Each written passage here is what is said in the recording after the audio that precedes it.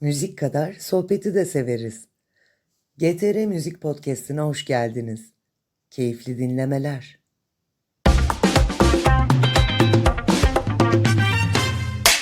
Efendim Kat'ın yeni bölümüne hoş geldiniz. Bugün yanımda yine dijital dünyanın parlayan yıldızlarını keşfeden, bir sanatçının yolculuğunu en doğru stratejiyle planlayan sevgili Esra Gençkaya var. O ben. İşte o ben. Teşekkürler Sinem. Benim de yanımda müzik dünyasında yeni yeteneklere kapı açan, stratejiyi duyguyla birleştiren GTR Müziğin datlı patroniçesi Sinem Türkmen var. Yine aşırı onur oldum. Bugün heyecanımız yüksek. Çünkü bugün stüdyoda GTR Müzik ailesinin en taze nefesi, ardı arkasına şarkıları dinleyiciyle buluşturan sevgili Umur Erdem var. Öncelikle hoş geldin. Hoş Bugün bulduk. bizi birazcık güncelleyerek başlar mısın? Neler oluyor, neler bitiyor? Nasılsın? İyi misin? Çok iyiyim. Teşekkür ederim öncelikle beni ağırladığınız için. Çok güzel görünüyorsunuz. Bu arada bunu da Teşekkürler. söylemek istedim. İyi gidiyor. Çok heyecanlı olduğum bir dönemdeyim. EP bitti. Aynı zamanda yokluğuna ağladığım gece çıktı. Memnunuz, heyecanlıyız. Umarım konserlerle süslemek istiyoruz, performans vermek istiyoruz. Dinleyicilerle kavuşturmak istiyoruz şarkıları bol bol. İyiyim. Siz nasılsınız? Biz de iyiyiz efendim. Böyle birbirimizi güzelleyerek günler geçiriyoruz. Papyon çok güzel olmuş bu arada söylemeden geçemeyeceğim.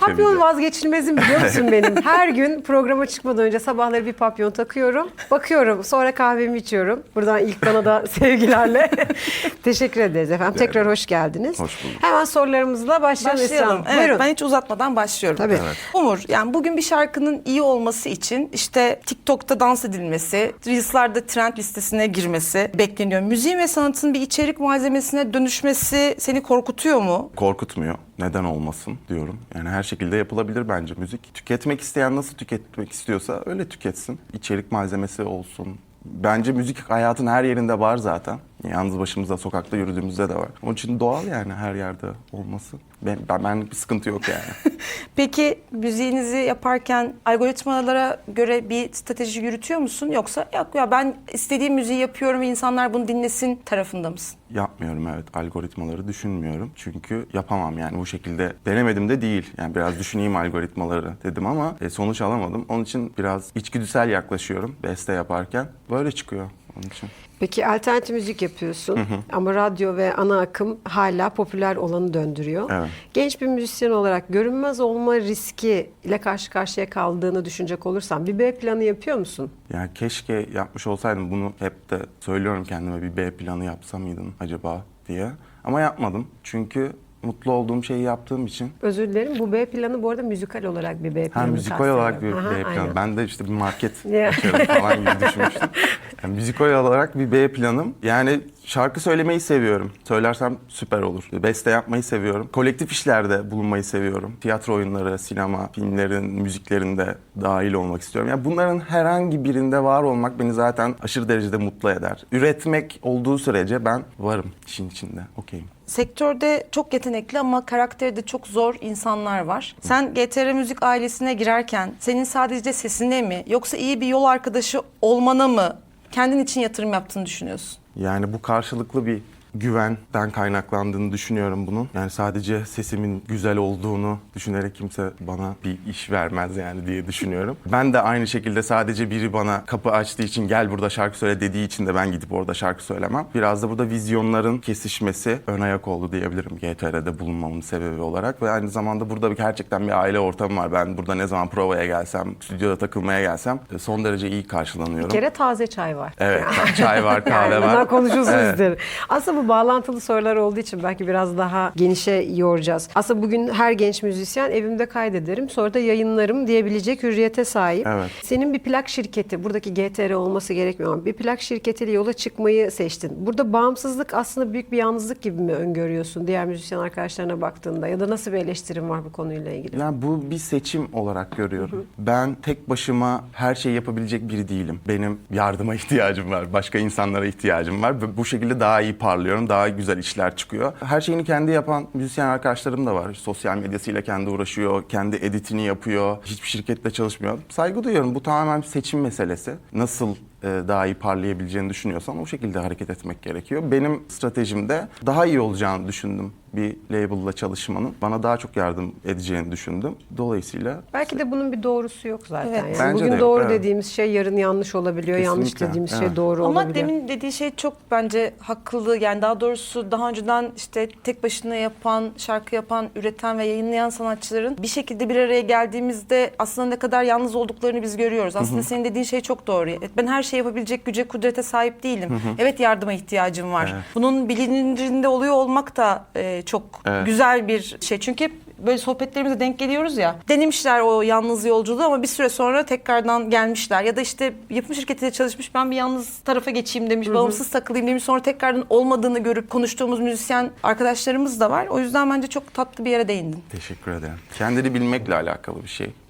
Potansiyelini bilmek. Sürecini gözlemlemekle ilgili de olabilir. Evet. Gerçekten bazen ben yani bunu yaşadığımız arkadaşlarımızla ya ben biraz bağımsız olacağım, bağımsız gitmek istiyorum ya da başka bir yapım şirketine gideceğim dediği zaman bunları çok kıymetli opsiyonları olduğunu düşünüyorum. Çünkü bu sanatçının seçme hakkı. Bugün burada iyi hissediyorsundur ama yarın iyi hissetmiyor olabilirsin ve başka bir yol ayrımına gidiyor olabilirsin. Bu bence sanatçıyı besleyen de bir şey. Belki bazen zaman zaman yalnız kalmaya da ihtiyacımız olabilir bu arada. Evet. Editoryal listelere girmek için verilen büyük bir savaş var. İşte yani evet, şu liste, boyaları işte çekiyor. 50 liste, en iyi 100 liste, haftanın yeni çıkanları vesaire. Bir listenin kapağı olmak mı seni daha çok tatmin eder, yoksa 50 kişinin seni seven 50 kişinin önünde o samimi ortamda konser veriyor olmak mı? Tabii ki de 50 kişinin önünde samimi bir şekilde konser veriyor olmak, bir yere kapak olmak da aynı zamanda beni tabii ki de çok mutlu eder. Ne kadar fazla insan görürse o kadar mutlu olurum ama bu işi yapmamın sebebi işte o 50 kişiyle o konseri verebilmek, birlikte bir şeyler paylaşabilmek insanlarla. İşte bir saat falan kafaları dağılsın. Zaten hayat affedersiniz bok gibi olduğu için dünya falan.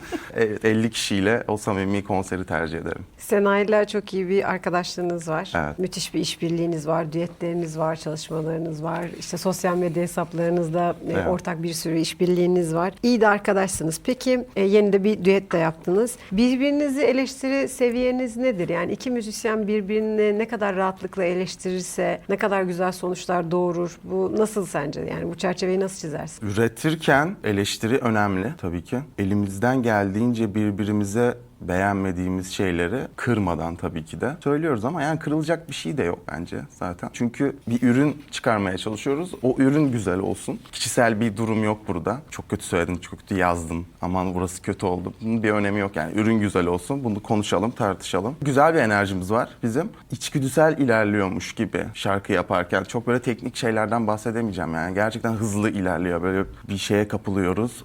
Oluyor galiba, hadi biraz söyle falan ve çıkıyor.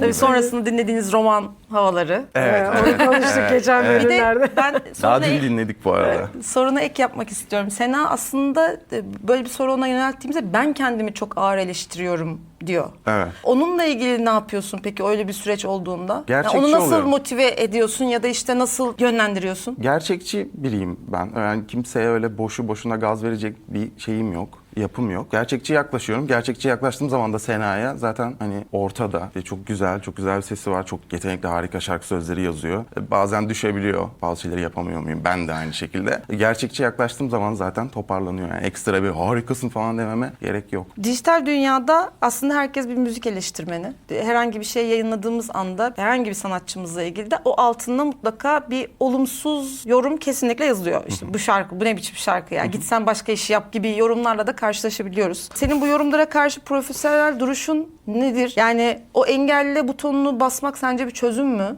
O kişiyi ya da kişileri? Ben herkesin istediği gibi konuşmasından yanayım. İstediği gibi fikirlerini belli etmesinden yanayım. Yani beğenmemesi beni bozmaz kimsenin şarkımı. Bunun için yapmıyorum. Beğenenler olursa ne mutlu tabii ki ama herkes istediği gibi yorum yapsın bence. O zaman daha az hassaslaşırız. Biraz böyle atsalar üstümüze aslında negatiflikleri biraz daha rahatlayacağız gibime geliyor. Aman laf gelmesin şarkıya, aman kötü bir şey olması falan. Ya kötü olsun, ne olacak yani? Onun için kötüyse kötü olsun. Kötü, evet. Yani küfür de edebilir bu arada. Ben hani bozulmam. Yani Ben istediğini bozulurum. yazabilir. Ben bozulurum arkadaşlar. Evet. Ona göre herkes ayakta kalsın.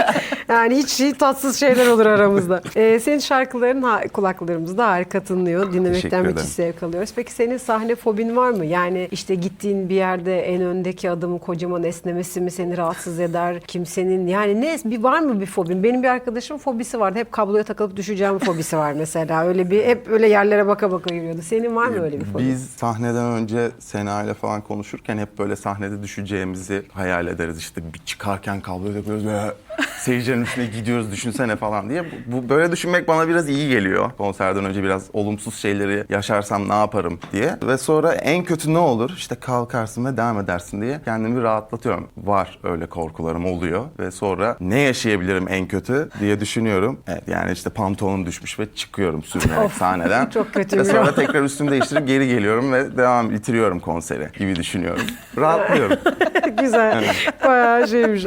Esnek bir bakış Evet, açısı. evet. Pantolon da esnekmiş zaten. Evet, bu konserde pantolonum düştü. Kim bilir Mesela. ileride öbüründe ne Kime olacak? ne bu arada?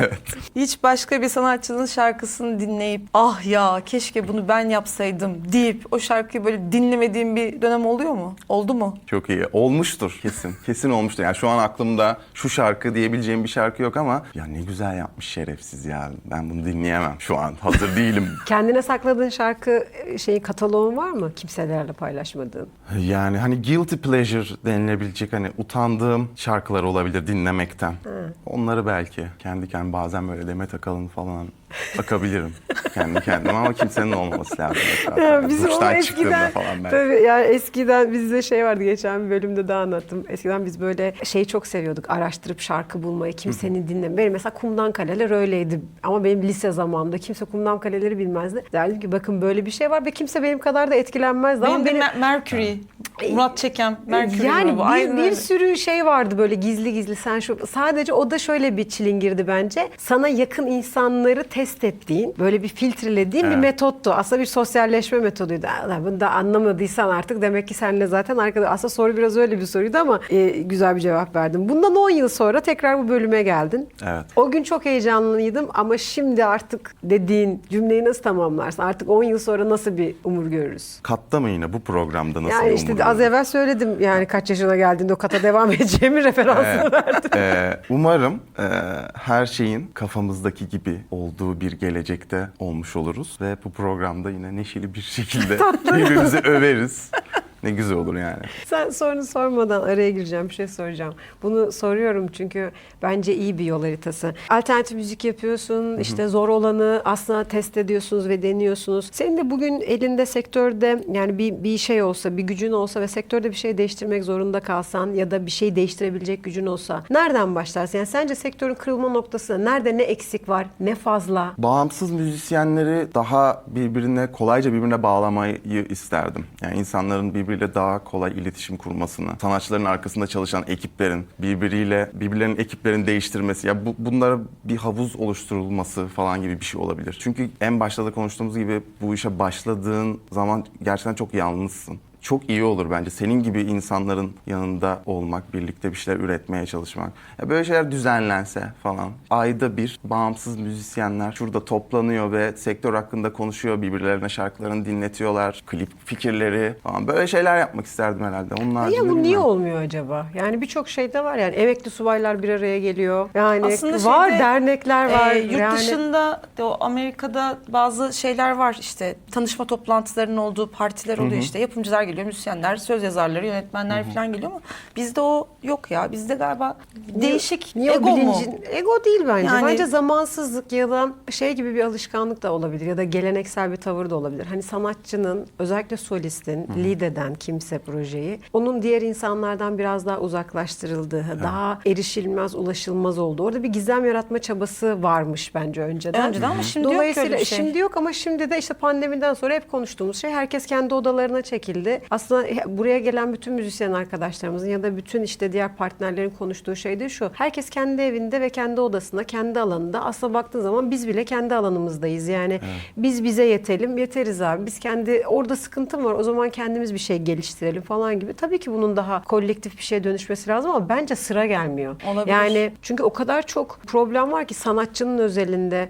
Böyle söyleyince sanki diğer meslek gruplarında yokmuş gibi oluyor ama sanatçının eser üretmesi lazım, sahneye çıkması lazım, lazım, doğru menajeri bulması lazım, basın danışmanı bulması lazım, eseri yapması lazım, aranjesi, stüdyosu bilmem nesi falan derken tekrar bir araya gelip aynı zamanda herkesin bu bütün şeylerden uzak toplanıp bir şey, ortak bir kanı, ortak bir fikir üretmesi çok kolay değil bence. Yani meslek birliklerinde de görüyoruz onu. Ortak bir fikir, ortak bir dil. Biraz zor. Bence fırsat kalmıyor henüz ona. Başka sıkıntılar var. Başka sıkıntılar var. Peki ne tavsiye etmek istersin? Hangi Yeni konuda? müziğe başlayanlar, senin gibi belki alternatif Müziğe tarafta- başlayacağız da biz Evet, Esra'yla. biz müziğe başlayacağız.